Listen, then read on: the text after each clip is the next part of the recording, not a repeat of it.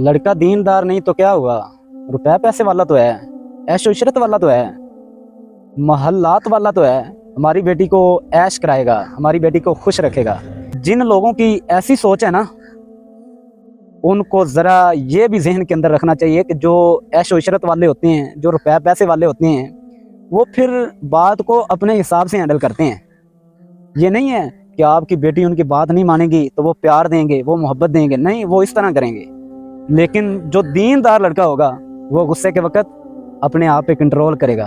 अपने आप को काबू के अंदर करेगा, क्योंकि अल्लाह के रसूल सल्लल्लाहु अलैहि वसल्लम की हदीस उसको याद आ जाएगी कि नबी सल्लल्लाहु अलैहि वसल्लम ने फरमाया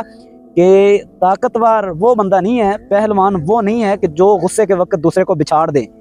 एक दो दूसरे के लगा दे, बल्कि ताकतवर पहलवान वो बंदा है जो गुस्से के वक्त अपने आप पे कंट्रोल कर ले, अपने आप को काबू के अंदर कर ले, मसले को सुलझा ले, बात को अच्छे तरीके के साथ हैंडल कर ले,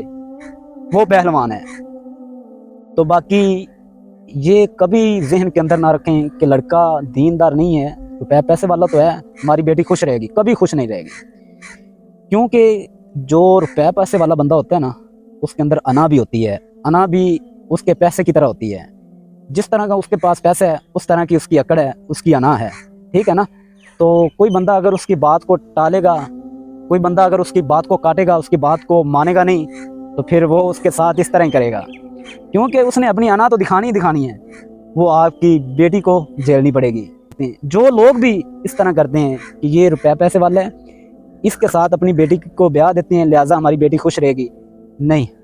बल्कि आप अपनी बेटी को अपने हाथों से एक दलदल के अंदर धकेल रहे हैं, जिस दलदल का आपको पता है। बाकी अल्लाह हमें समझने की तौफीक अता फरमाए।